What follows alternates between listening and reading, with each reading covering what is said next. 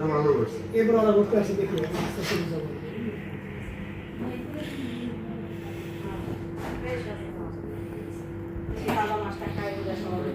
Set করবো এদিকে involvement com but এই জায়গায় আপনার সিএ করানোর ভালো দুদিন মধ্যে না হ্যাঁ 2 দিন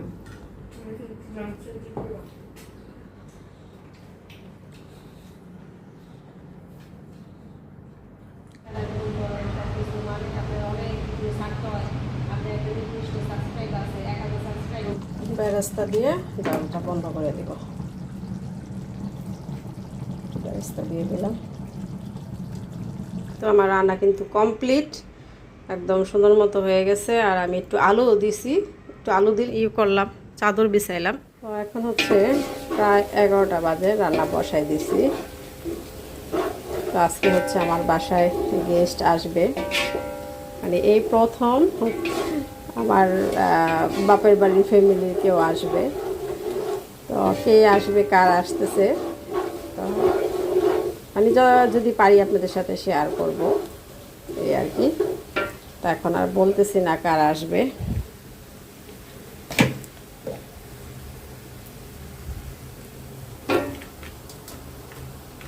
এখন হচ্ছে আমি তেহেরি রান্না করব। তেহেরি আচ্ছা চামচ দিয়ে করতে হবে। তেহেরি রান্না করব। তেহেরির জন্য পেঁয়াজটা হালকা একটু ভেজে নিলাম, আর এখানে কাঁচামরিচটা আগে দিব। তো এখন হচ্ছে আমি যে কাঁচামরিচ দিয়ে দিলাম, আর গরম মশলার মধ্যে শুধু কালো এলাচ দিছি আর তেজপাতা।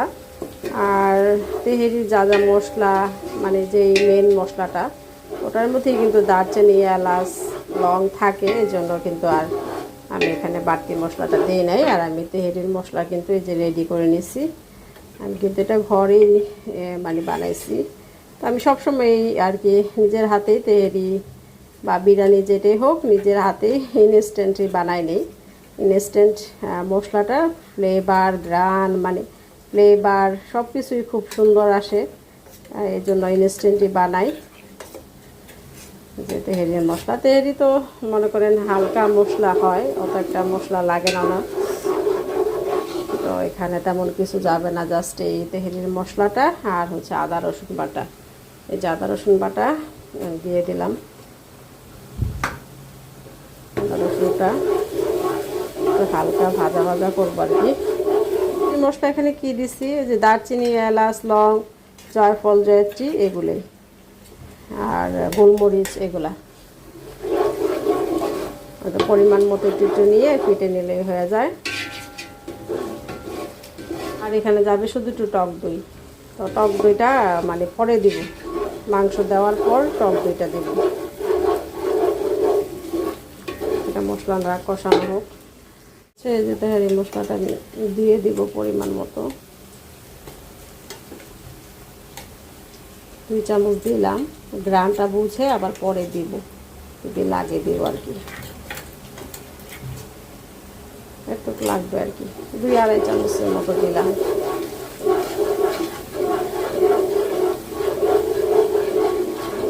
দিয়ে একটু ভালো করে কষায় নেব, তারপর হচ্ছে মাংসটা অ্যাড করব।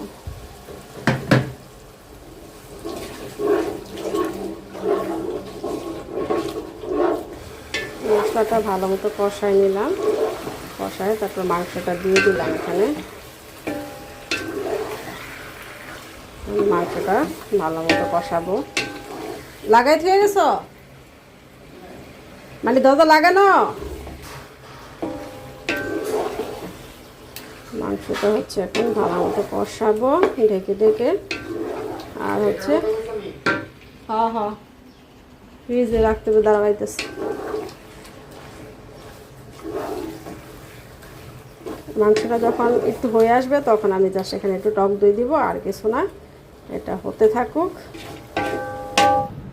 তো আমার রোস্ট রান্নাটাও প্রায় হয়ে গেছে। আমি এখানে একটু কষায় নিয়ে তারপর হচ্ছে ঝোল দিয়ে দিলাম। ঝোল মানে দুধ দিয়ে দিলাম। এই দুধেই কিন্তু ঝোলটা হবে, আর বাকিটা সিদ্ধ যা হওয়ার হয়ে যাবে আর কি।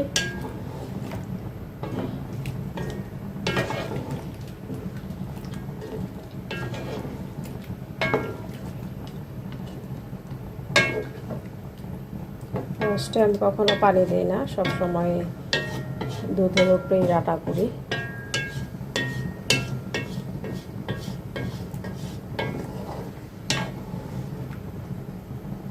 জাস্ট এখানে একটু কাঁচামরিচ দিব, একটু কেওড়া জল দিব, পেঁয়াজ বেরেস্তা দিব, তারপর হচ্ছে নামায় ফেলবো। রোস্ট রান্না প্রায় শেষ, বলক আসুক। আর এখানে গরু মাংসটা আর একটু হবে, আর একটু সিদ্ধ হবে। মানে টক দই দিয়ে দিছি, মানে প্রায় হয়ে আসছে, আর একটু সিদ্ধ হলে মাংসটা হয়ে যাবে আর কি। পরে তারপরে বিকালবেলা একবারে রান্না করব।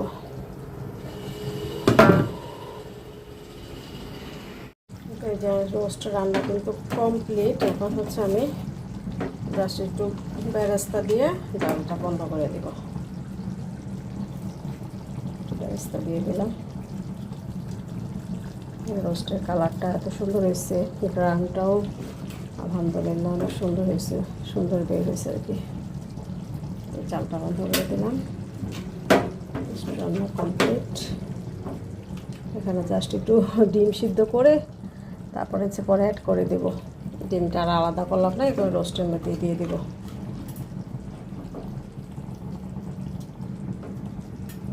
আর বিকাল দিকে কাবাব ভাজবো একবারে, আসার কিছুক্ষণ আগে কাবাবটা ভাজে নিয়ে নেব। রোস্ট রান্না কমপ্লিট।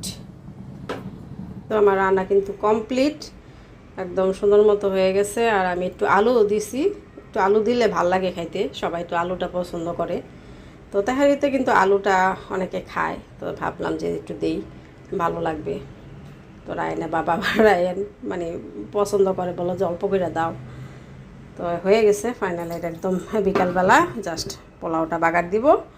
এই তো আর টুকটাকে যে এগুলো আধো আছে একটু ক্লিন করবো। আর হচ্ছে ডিমটাও সিদ্ধ করে রাখি, ডিমটা সিদ্ধ করে জাস্ট রোস্টের সাথে একটু হালকা বেজে রোস্টের সাথে মিলাই দিব, এই আর কি। এখন আর তেমন কোনো কাজ নাই। এখন হচ্ছে ঘরটা একটু মুছবো। আর হচ্ছে এমনি ঘরটা ঝাড়ু দিয়ে ফেলছি, আবার খাটে একটু করলাম, চাদর বিছাইলাম। খাটে একটু চাদর বিছাইলাম, বালিশের খাবারগুলো এখন চেঞ্জ করি নাই, করবো। গোসল টোসল নামাজ টামাজ পরে তারপরে আর বাকি যা যা করার একটু করব। তো ঠিক আছে, এখন ক্যামেরাটা অফ করি। তো এই তো গেস্টে চলে আসছে। তো আমরা হচ্ছে 8 তলায় চলে আসছি, ওই বাচ্চাদের প্লেগ্রাউন্ড জোনে, ওখানে আর কি। ওরা একটু খেলতেছে আর হচ্ছে আমরা বসে কথা বলতেছি। তো গেস্টকে সেটা গেস্টের পরিচয় দিই। তো গেস্ট হচ্ছে আমার হচ্ছে সম্পর্কে মামি হয়। তো কেমন মামি হয় সেটাই বলি।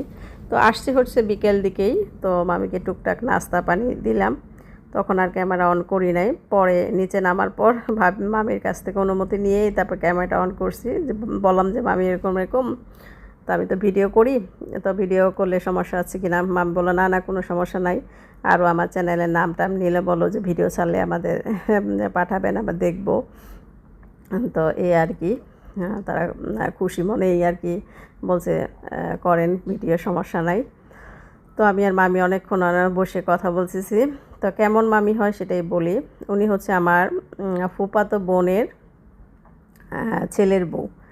তো ফুফাতো বোনের ছেলের বউ, আমার আপন ফুফাতো বোনই। তো উনি ওনারা বেশি দিন হয় নাই, মালয়েশিয়াতে আসছে। আর হচ্ছে মামা এখানে পিএইচডি করে আবার জবও করে। তো মামিরা আসছে কিছুদিন, কয়েকদিন হবে আর কি, বেশি দিনের জন্য আসে না, 1 মাসের জন্য আসছে। মামার কাছে আসছে, মানে মালয়েশিয়ার পরিবেশটা একটু বোঝার জন্য, কারণ ওনারা এখানে সেটেল হতে চাচ্ছে ছেলে মেয়ে নিয়ে। তো মামির সাথে যে বসে আছে ও হচ্ছে মামির মেয়ে, 1 ছেলে 1 মেয়ে আর কি। তো মামির সাথে এই ইউটিউবের গল্প নিয়ে আর কি, গল্প ইউটিউবের কথাই বলতেছে। মামি বলতেছে যে কেমনে কী করতে হয় চ্যানেল, বা কীভাবে ভিডিও দেন, এরকম জিজ্ঞেস করতেছে। তো এই মামির সাথেও আমার হঠাৎ মানে কি পরিচয় হয়েছে মালয়েশিয়ায়। আমরা কিন্তু আগে পরিচিত না। তো ফুফাতো বোন বোঝেনি, ফুফাতো বোনের মানে অনেক ছোটোকালেই দেখছি আব্বা থাকতে একবার দুইবার কয়েকবার আসছিল। আমরা তখন অনেক ছোট ছিলাম, আমাদের তো তেমন একটা মনে নাই, বা আমার ওই ফুফাতো বোনেরও তেমন একটা মনে নাই। আর মানে যে ফুপুর মেয়ে, সেই ফুপুকে আমরা চোখেও দেখি নাই, সে মানে অনেক আগে মারা গেছে। তো এরকম আর কি আব্বার মুখে শুনতাম ফুপুদের গল্প, এই আর কি। তো মানে আমার আব্বার ভাগনা ভাগ্নি মাঝে মধ্যে আসতো, তখনই আমরা ছোট ছিলাম, দুই একবার দেখছি, তেমন একটা আর মনে নাই। তো আমার এই ফুফাতো বোনের সাথেও পরে কথা বললাম, তো বললো যে হ্যাঁ তোদের তো অনেক ছোট ছোট দেখছি, আমারও তেমন একটা মনে নাই। মানে যার যার কাজে সবাই ব্যস্ত হয়ে যায়, আসা যাওয়া তো হয় না, এক একজনের এক এক দূরে দূরে বিয়ে হয়েছে, এই আর কি। আমরা যেমন আমাদেরই মামার বাসায় আমরা কয়বারই যেতে পারি, এই আর কি। দূরে থাকলে তো যোগাযোগ কমে যায়। তো উনি আসলে ঘটনাটা বলি, মাম্মির সাথে আমাদের কীভাবে দেখা হলো। তো আমি আর ভাবি তো আমাদের এলাকায় মাঝে মধ্যে একটু হাঁটি, সন্ধ্যার পর একটা রাউন্ড দিই। তো এরকমই সন্ধ্যার পর বের হয়েছি ভাবি আর আমি। তো বের হয়েছি আমাদের এলাকায় আর কি, মামি আমাদের এলাকাতেই থাকে। তো বের হয়েছি পর হাঁটতেছি, তো উনি দেখতেছি উনি যে বাসায় থাকে আমাদের এলাকায় বাসা নিছে, ওই বাসায় নিচে বসে আছে। তো এই মামি হচ্ছে আমাদের দেখে বুঝতে পারছে যে আমরা বাঙালি, বাংলাদেশি। তো ডাক দিছে, তারপরে কথা বলতেছি। তো জিজ্ঞেস করতেছে আপনাদের বাড়ি কই। আমি বললাম মুন্সিগঞ্জে। ভাবি বললো ভাবির বাসা ওদিকে। তো মুন্সিগঞ্জে কই, মুন্সিগঞ্জ তো আমারও শ্বশুর বাড়ি, আমার হাজব্যান্ডের বাড়িও মুন্সিগঞ্জ, এরকম। ও যে মামা বসে আছে, মামা পরে আসছে আর কি, লাল গেঞ্জি পরা, উনি হচ্ছে আমার ফুফাতো বোনের ছেলে। তো সেই সম্পর্কে আমার মামা হয়।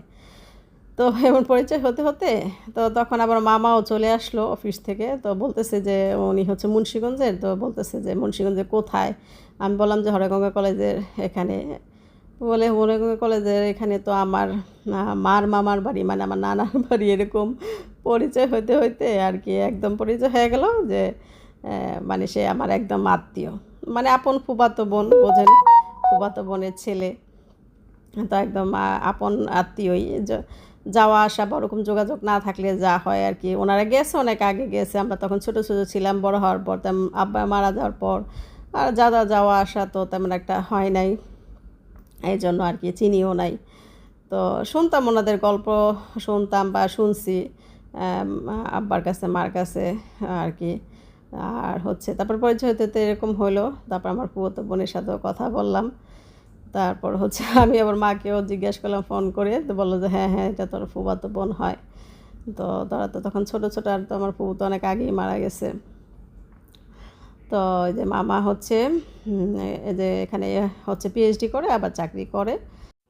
তো মামি হচ্ছে আবার দেশে চলে যাবে। তো ভাবলাম যে তাড়াতাড়ি বলি, কারণ 1 মাসের জন্যই হয় মামি আসছে, আবার পরে আসবে ইনশাল্লাহ আর কি। বললো যে পরে আবার আসবো। ট্যুরিস্ট ভিসা তো বেশি দিন থাকা যায় না, তারপর 2 মাস থাকা যায়। তো ভাবলো যে না চলে যাই, বাচ্চাদের আবার স্কুল খুলে যাবে। তো আমি তো এই যে রান্না বান্না করছি সকালে, তো আপনাদের মানে পরে আরও যে চাল মেশানোটা আর আপনাদের দেখাতে পারি নাই তেহেরি। পরে আমি আসলে অন্য একটা কাজে ব্যস্ত হয়ে গেছিলাম, আর পরে ভিডিও করতে পারি নাই মানে পুরো রান্নাটা। তো জাস্ট ওই যে আমরা যেভাবে তেহারি রান্না করি চাল মিশাই, এই আর কি। আর এখানে হচ্ছে যে ভাবির বাসায় পাঠাবো তোষান তাবিবের জন্য খাবারটা বেড়ে নিচ্ছিলাম, আর সবাইকে হচ্ছে খাবার দিয়ে দিলাম। সবাই খুবই পছন্দ করছে আলহামদুলিল্লাহ। তো মামি তো বলতেছে যে আপনি এত ভালো রান্না জানেন, মানে কি বলবো, মাশাল্লাহ, এত তৃপ্তি করে খাইছি। তো খাবার সবাই খুব পছন্দ করছে, সবাই খাইছে আলহামদুলিল্লাহ।